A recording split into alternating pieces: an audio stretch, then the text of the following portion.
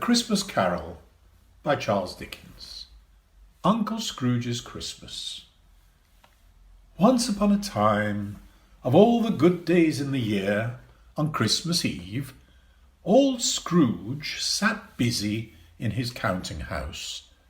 It was cold, bleak, biting weather, foggy withal, and he could hear the people in the court outside go wheezing up and down, beating their hands upon their breasts and stamping their feet upon the pavement stones to warm them. The city clocks had only just gone 3, but it was quite dark already. It had not been light all day, and candles were flaring in the windows of the neighbouring offices. The fog came pouring in at every chink and keyhole, and was so dense that the houses opposite were mere phantoms. The fog obscured everything. The door of Scrooge's counting house was open, that he might keep his eye upon his clerk, who, in a dismal little cell beyond, was copying letters. Scrooge had a very small fire, but the clerk's fire was so very much smaller that it looked like one coal. But he couldn't put more coal on it, for Scrooge kept the coal box in his own room.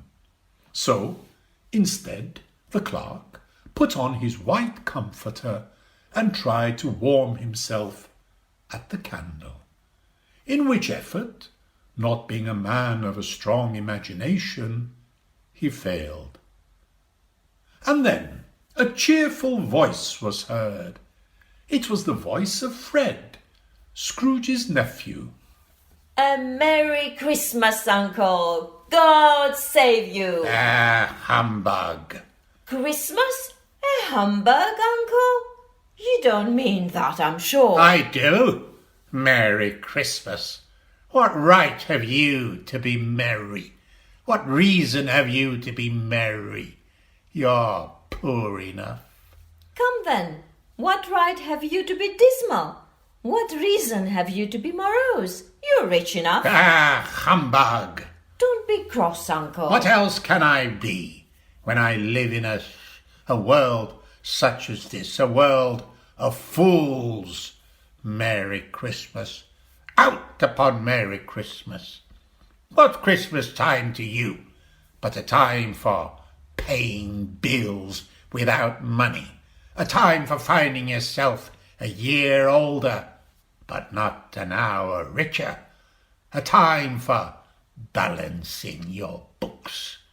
If I could work my will, every idiot who goes about with Merry Christmas on his lips should be boiled with his own pudding and buried with a stake of holly through his heart, he should. Uncle! Frederick, keep Christmas in your own way, and let me keep it in mine. Keep it, but you don't keep it. Let me leave it alone, then. Much good may it do you. Much good has it ever done you. There are many things from which I might have derived good, by which I have not profited, I dare say, Christmas among the rest, but I am sure I have always thought of Christmas time, when it has come round, as a good time, a kind, forgiving, charitable, pleasant time, the only time I know of in the year when men and women seem to open their shut-up hearts freely and to think of people less fortunate than themselves. And therefore, Uncle, though it has never put a scrap of gold or silver in my pocket, I believe that it has done me good and will do me good, and I say God bless it.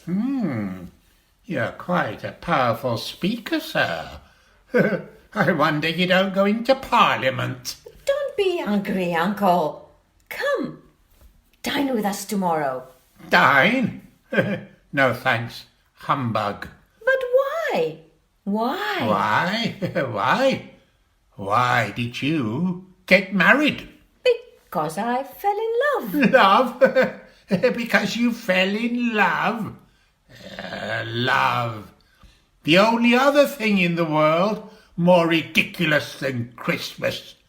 Good afternoon. But, Uncle, you never came to see me before I got married. Why give it as a reason for not coming now? Good afternoon. I want nothing from you. I ask nothing of you. Why can't we be friends? Good afternoon. Very well. But before I go, allow me to say something. At this festive season of the year, Uncle, we should think of the poor and homeless who suffer greatly at the present time, women, girls, and boys, at the mercy of criminals. They're cold and hungry. They don't have a roof over their head. Are there no prisons? There are plenty of prisons. And the workhouses? Are they still in operation? They are, still. I wish I could say they were not. The poor law still exists then? There are plenty of workhouses for the poor.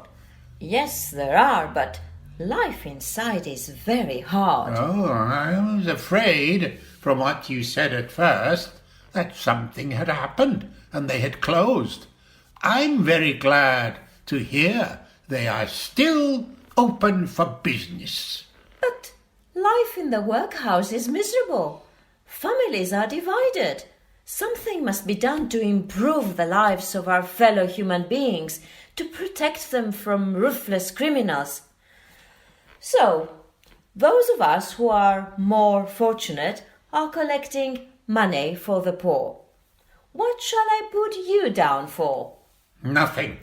Ah, I see. You wish to be anonymous. I wish to be left alone. I help to support the establishments I have mentioned, the prison and the poorhouse. They cost enough. Those who are badly off must go there. Good afternoon. Many can't go there. They can't be separated from their families. They would rather die. If they would rather die, they had better do it and decrease the surplus population.